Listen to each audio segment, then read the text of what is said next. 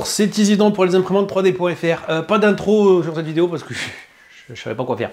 Donc aujourd'hui on va parler de la Elegoo Mars 4 Max. Je cherchais un adjectif qualificatif pour en parler, genre la très attendue, là, bah non en fait elle est sortie il y a un petit moment. Là, la fameuse, alors est-ce qu'elle est fameuse? Non, parce que c'est pas une Saturn, donc par définition Mars ça parle pas à grand monde. Donc sur le papier c'est une imprimante ok, on va dire une imprimante ok tiers. Donc ça on va en parler ensemble et je vais vous donner mon avis là-dessus. Donc cette Elegoo Mars 4 Max c'est une imprimante avec un écran 6K. La définition de l'écran personnellement je m'en fous parce qu'en fonction de la taille de ce dernier, la résolution des pixels est plus ou moins fine. Donc on a un écran de 9,1 pouces, ce qui fait des pixels de 35 microns de précision. En soi, on y reviendra plus tard, pour moi c'est très bien. Et le volume d'impression, c'est là où c'est discutable, ou pas. On est à 195 sur 122, sur 150 mm à des poussières près. Pour rappel, la Saturn 3 ou Saturn 3 Ultra, elle fait 21 et quelques centimètres sur 12 cm sur... Par contre, en hauteur, oui, elle fait 250 ou 260 mm, c'est la Ultra ou pas Ultra. Mais ce qui veut dire qu'en termes de plateau, à 2 cm près, c'est le même. Voilà, à 2 cm près. Donc on a un plateau quand même assez confortable. La hauteur est discutable, mais c'est une machine principalement. Alors c'est quelque chose que je devrais dire en conclusion, mais pour que cette machine paraisse intéressante, je suis obligé de le dire en introduction. C'est une machine qui n'est pas très chère. Aujourd'hui, on la trouve à 229 € sur le site d'Elegoo. Et à voir si ça va pas descendre encore plus. À l'époque où il y avait, je me rappelle, la Mars 3 Pro. Hein, la Mars 3 Pro, elle imprimait, mais elle n'était pas incroyable, ni par son volume d'impression, ni par ses features ou tout le reste. Ça frôlait les 300 balles. Et là, on est à 230 € pour avoir un meilleur volume d'impression et une définition exactement la même que la Mars 3 Pro de mémoire. 35 microns, c'est très bon. Pour parler un peu des 35 microns, vous preniez une imprimante 8K comme la Creality Allotmage Pro ou la GK2 d'Uniformation 3D, on a une résolution de pixels de 29,7 microns. Ne croyez pas que 5 microns de différence à peu près, ça se verrait à l'œil. On y reviendra plus tard parce que si je commence à vous parler de la théorie des pixels tout de suite, vous allez quitter la vidéo. Un petit tour rapide sur cette machine, au-delà des spécificités que je vous ai dit. La connectique est sur la droite, donc on a bouton d'alimentation, clé USB et prise d'alimentation. Cette machine ne dispose d'aucun bonus, aucun gadget, nous n'avons pas de Wi-Fi, nous n'avons pas d'impression rapide, nous n'avons pas d'ACF, donc tout fonctionnera par la clé USB. Le bac c'est un bac Elegoo, donc c'est pas... C'est les bacs que j'aime le moins. Je vous montre là. Bah, ça résonne. Donc, vous voyez comment je le tiens, les doigts, et c'est un peu... Si vous devez tenir ça, quand il y a de la résine, je m'amuserai pas à le jongler avec. Bon, et c'est tellement peu évasé sur le côté que j'appelle pas ça un bec verseur. Donc pour moi, c'est pas un bec verseur. C'est insignifiant, vous en foutez quand même partout à côté.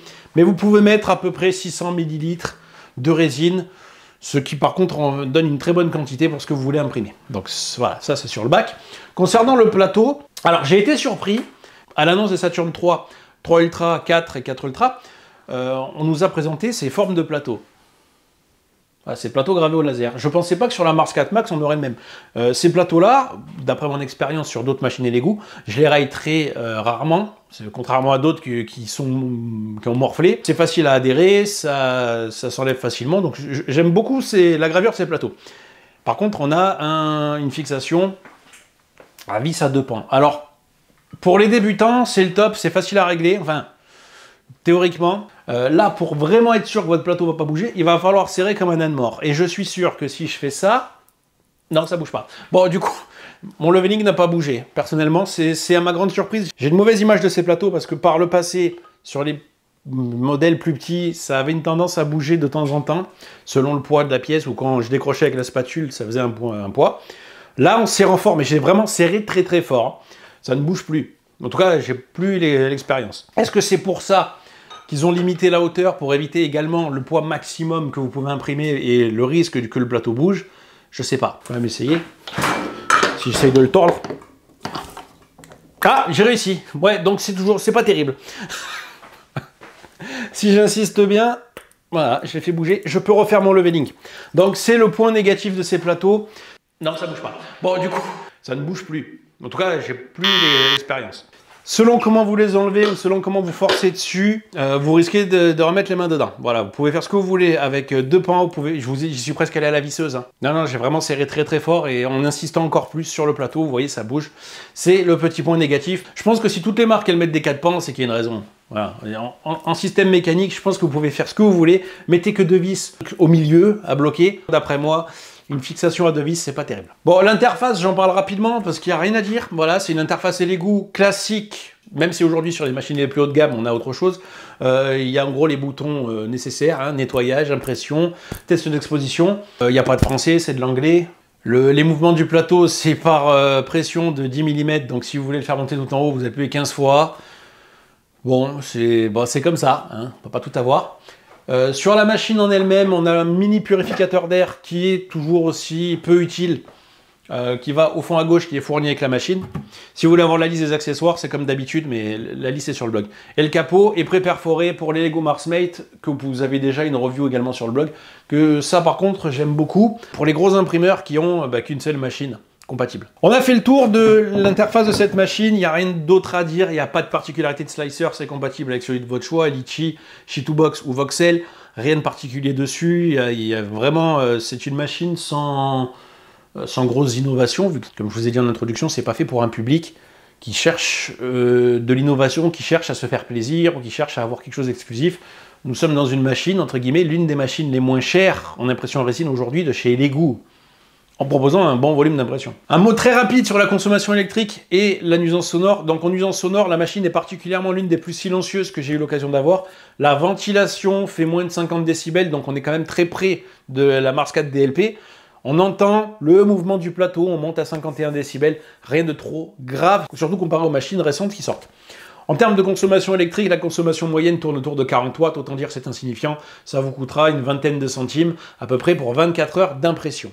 Un petit mot sur la source lumineuse, mais c'est pareil, nous avons exactement la même source que la Saturn 3 Ultra, y compris la technologie, c'est une LED COD réfractive, c'est pas une lentille Fresnel. Plus ou moins pour moi, ça semble être la même chose, la Fresnel elle est en bas et elle fait comme ça, et la COD elle est réfractive, elle est sur le côté, elle est réfractée, donc reflétée entre guillemets, sur l'écran. Et à mon avis c'est la même chose, c'est juste la façon d'arriver qui est pas très différente. Et on a une source lumineuse entre 3,8 et 4,2.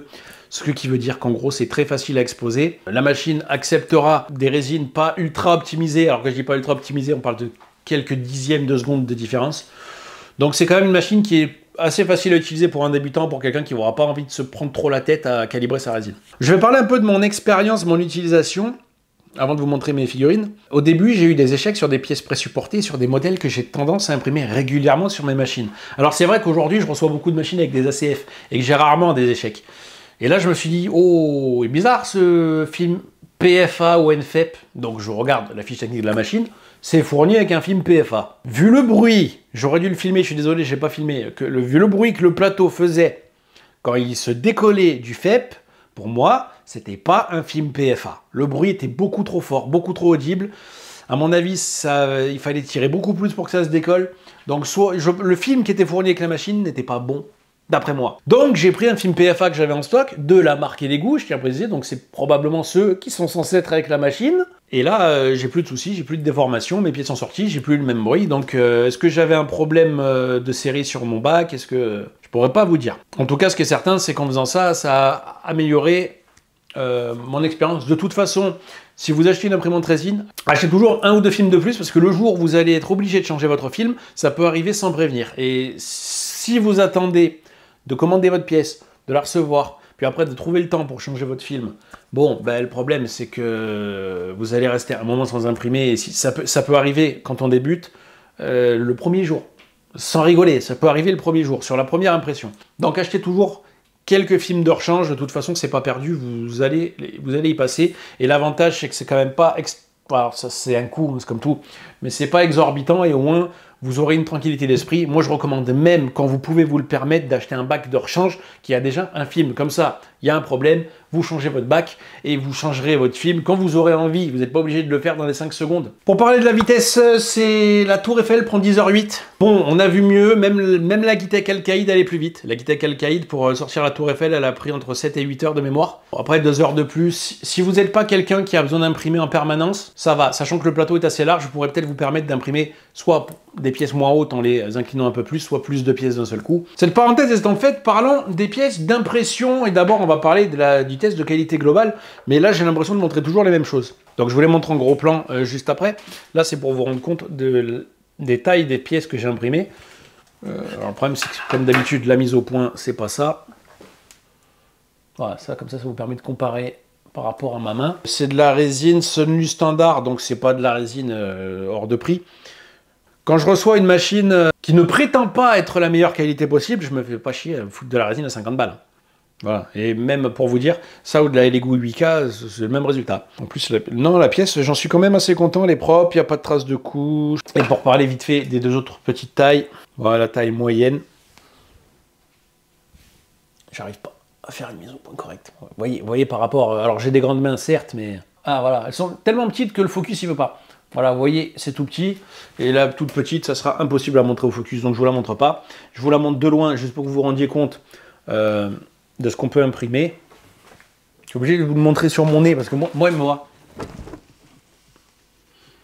Si vous voulez voir de plus près des photos, je rappelle que cette vidéo est toujours complémentaire de l'article du blog. Passons aux impressions, en commençant par les ratés, les imparfaites. Après, il y a eu des échecs d'impression avant de changer le film. Alors, j'ai rien collé, parce que ma femme dit, si tu colles, je peins pas. Donc, je colle pas, mais elle peint pas non plus. et moi non plus. Donc, c'est un Shiroshibi. C'est beau, hein? Enfin, c'est beau, oui. C'est la pièce qui est belle, plus que la figurine en elle-même. Ouais, je vous montre en gros plan. Donc, vous voyez qu'il y a eu quelques légères déformations, des coupures, des coutures, des soucis.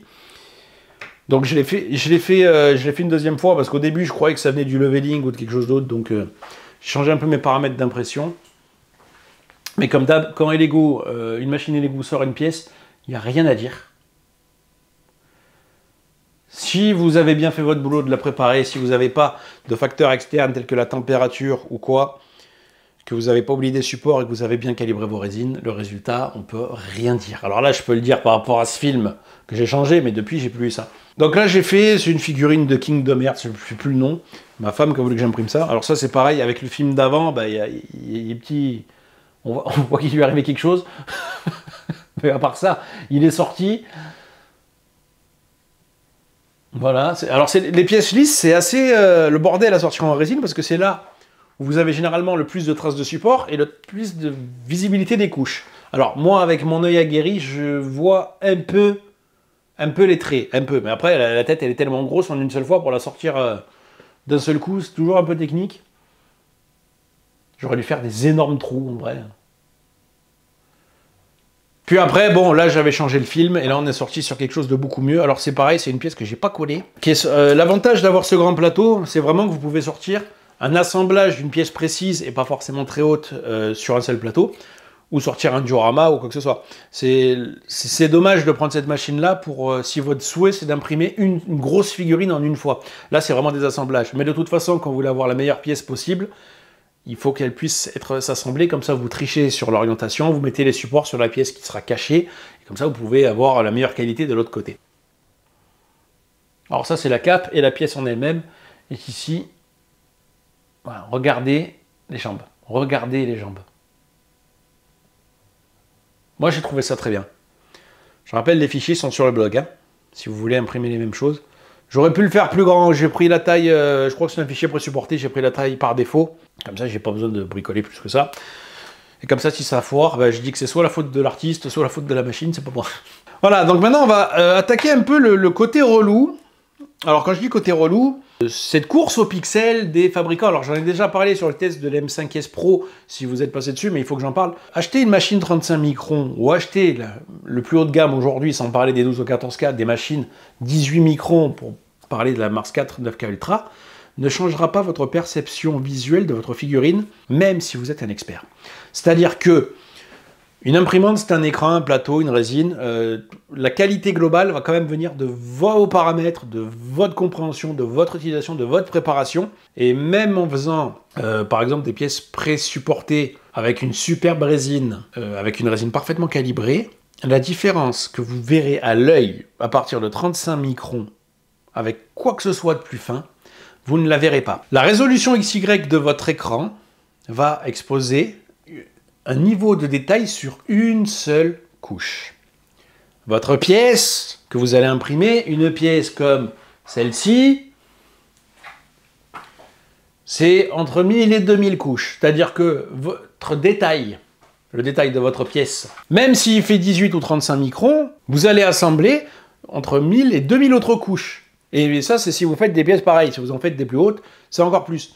Et si jamais vos couches, et je vous recommande de le faire si vous croyez à cet argument de microns précis, vous pouvez les faire encore plus petites. Dans mon cas, dans le cadre de mes tests que je vais vous montrer, j'essaye d'imprimer au dixième le plus proche de la machine. C'est du 35 microns, j'ai mis 40. Entre guillemets, si j'étais un croyant de cet argument-là, à la rigueur, j'aurais mis 30. Mais je vous dis la vérité, même quand j'imprime avec des machines précises, pour moi, hein, pas dans le cadre de mes tests, c'est-à-dire pour mes pièces à moi, je mets du 50 microns. Voilà, 50 microns. 50 ou 20 microns, j'ai fait plein de tests visuellement, je vois pas la moindre différence. À l'œil.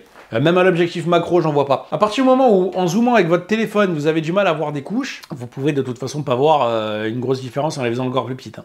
Voilà, si vous arrivez à avoir des couches à la rigueur. Donc moi, j'arrive à avoir des couches en 0,100, 0,50, ça dépend des pièces, ça dépend de mon orientation. Si je fais un cylindre vertical, ouais, je verrai peut-être des traits, mais sinon, j'en verrai pas. Donc moi, en tout cas, c'est mon avis. Vous avez le droit de ne pas le partager. Je pense clairement qu'après 35 microns de précision, la différence se voit plus à l'œil. Vous allez peut-être pouvoir le voir avec des objectifs macro, si vous balancez ça sur des écrans géants, si vous zoomez à mort sur vos photos. Mais je pense que vraiment à l'œil, surtout comme je dis, vos figurines, vous les mettez sur des étagères ou dans des vitrines. Là, je vous montre un assemblage de toutes mes pièces, outre la couleur. Je suis persuadé que vous êtes incapable comme ça de regarder. Et je pense pas que si je fais venir un invité, je lui montre, regarde mes machines, tu veux savoir laquelle c'est la meilleure? J'enlève le nom, il va toutes les faire une par une pour trouver qui c'est la meilleure. Ils sont fous. Voilà, c'est une perte de temps, c'est un argument marketing. Donc là par contre, où je vais, je rebondis un petit peu sur cette affaire, on n'utilise pas non plus cet argument de pixels, du moins pour le moment, pour vous vendre une machine plus chère. C'est-à-dire, je dis une bêtise, si demain on vous vend la nouvelle machine avec 15 microns de précision, mais qu'on vous la vend 6 fois plus cher en disant ouais mais on est les seuls à faire ça, là par contre je pourrais râler un peu plus. C'était un peu le cas de Frozen, hein. C'est-à-dire que les premières machines 8K, vous aviez bon, Creality qui arrive un peu plus tard avec 29,7, vous aviez la Saturn II avec 28,5 et la M3 Premium avec 28,5. C'est très théorique, mais je vais essayer de faire court. Et vous aviez Frozen 300 balles plus cher, qui disait ouais mais nous on est les seuls à faire 28 microns pile. Nous on n'a pas 28,5, on a 28. Là, l'argument, entre autres, de cette machine, c'était de dire on est meilleur que les autres, on a un demi-micron de moins sur nos écrans. C'est pas Frozen le nom de la marque, c'est Frozen. Voilà, il n'y a pas une seule vidéo où je parle pas de Frozen, c'est comme l'ex qui m'a trompé 6 fois, vous voyez, je lui ai fait tellement confiance qu'elle m'a brisé le cœur et je peux pas m'en remettre. Bon, dis le mec qui a quand même 4 ou 5 machines Frozen dans l'atelier. Mais bon, pour dire que quelque chose c'est de la merde, il faut y avoir goûté. Alors, encore une fois, attention, c'est pas de la merde, c'est juste que c'est cher pour bouffer un fast-food. Pour moi ici, c'est Burger King, KFC, McDonald's, Quick, ce que vous voulez. Et Frozen, c'est du McDo plus cher. Voilà, c'est un fast-food plus cher que les autres, mais qui vous avez les mêmes frites, et vous avez les mêmes burgers, la même viande, le même service client. Enfin, c'est juste qu'ils veulent faire croire que tu bouffes du gastro alors que c'est la même viande pourrie. Voilà.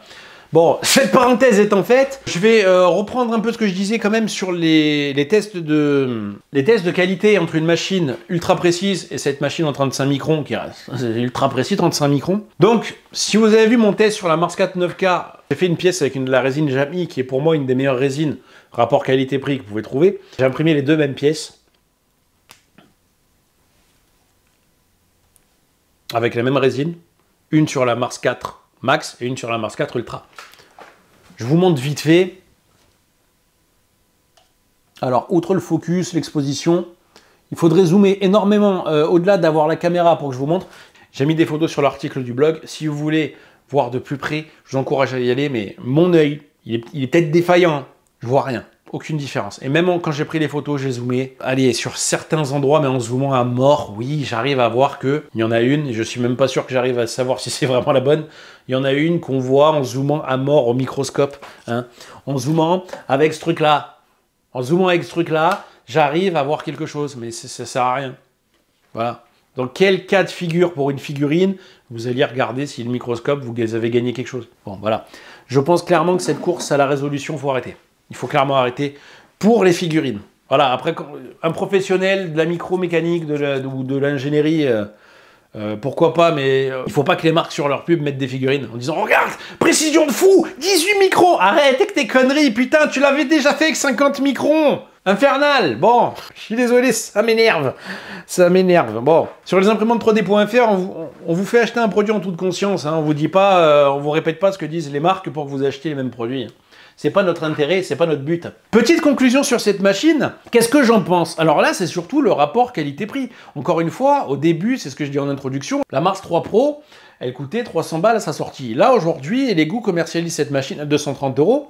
On a un plateau qui est confortable, on a une résolution qui est très bonne, 35 microns pour moi, il n'y a pas besoin d'avoir plus, le reste c'est du marketing. Alors on n'a pas de réelles innovations, mais forcément il faut bien qu'on en laisse un peu pour les machines plus chères, sinon quel intérêt d'acheter la Saturn 3 Ultra ou même la Mars 4, hein. La Mars 4 qui est plus petite, même si elle a ses 18 microns, mais encore une fois, si vous croyez en mes arguments et en mes analyses, la Mars 4 n'arrivera pas à sortir des figurines plus belles que ce que sort la Mars 4 Max. Voilà, sur de la figurine 35 microns ou 18 microns, vous ne pouvez pas voir la différence. Je mets au défi quiconque de me prouver l'inverse. Et je dis bien voir avec vos yeux. Encore une fois, si je vous sors le microscope, je vais réussir à vous prouver que 18 microns ça se voit. Mais il n'y a aucun intérêt quand vous sortez vos figurines. Entre la Mars 4 à 300 ou 270 balles, ou la Mars 4 Max qui a un plus grand plateau qui permet de faire plus de choses, à 230 €, sur le papier, il n'y a pas d'intérêt de prendre plus cher pour avoir un moins bon volume d'impression. Si on parle de la Ultra, vous avez la vitesse, vous avez le Wi-Fi, vous avez d'autres choses. Bon, voilà. Donc, sur ce volume d'impression, on a un très bon volume d'impression, à part cette petite hauteur, mais j'y reviendrai dans les points faibles. Voilà, elle est plutôt silencieuse et peu énergivore. C'est vrai que de toute façon, aujourd'hui, les imprimantes résine, même les plus violentes que j'ai pu tester, on est quand même loin des machines filaments en consommation électrique. C'est un petit écran LCD qui s'éclaire quelques secondes. C'est pas ça qui va faire une consommation électrique importante. On est loin d'avoir un énorme plateau chauffant qui va chauffer toute une pièce. Et le principal intérêt de cette machine, le rapport qualité-prix, bon voilà, ça j'en parle depuis le début de cette vidéo, 230 €. C'est la machine la moins chère des Lego et elle offre de quoi imprimer et c'est la principale chose que l'on souhaite. Passons un peu au point faible, la hauteur. Pour moi, c'est principalement le premier élément. Voilà, la hauteur de 150 mm de haut, c'est vraiment dommage de ne pas avoir forcé, quitte à vendre la machine 20-30 € plus cher et monter à 20 cm de haut. À 20 cm de haut, on peut déjà commencer à titiller les concurrents haut de gamme des autres marques. Le bac est pas très confortable, c'est un peu mon élément. Voilà, c'est un peu ce qui me gêne, c'est le confort du bac. La prise est pas... On avait mieux sur la première Saturn S, par exemple. Les doigts débordent de partout, les bacs verseurs c'est pas très large, vous allez vous en foutez partout, ou il vous faut 15 ans pour vider votre bac. Bon, c'est le petit détail, mais chez Lego, j'ai l'impression qu'ils savent pas faire des bacs confortables. Et le plateau a deux pans, mais ça c'est pareil, c'est la marque Lego qui, vous l'avez vu en début de vidéo, ça bouge très facilement. Bon, très facilement, ça bouge pas très facilement, mais ça bouge, voilà, là le machin il bouge. Et pourtant, j'avais serré avec des outils, je n'avais pas serré à la clé Allen. Et un petit point négatif, elle est pas très rapide. Mais encore une fois, si vous allez peindre vos figurines, je sais pas, moi je suis pas un bon peintre, mais ça vous prendra un peu de temps de toute façon pour peindre. Vous avez le temps de faire tourner cette machine. Voilà, pour conclure, est-ce que je recommande cette machine? Si vous voulez commencer l'impression résine avec un budget serré, oui. Une des machines que je recommande dans les petits volumes, souvent c'est la Mars 4 Ultra ou la Mars 4.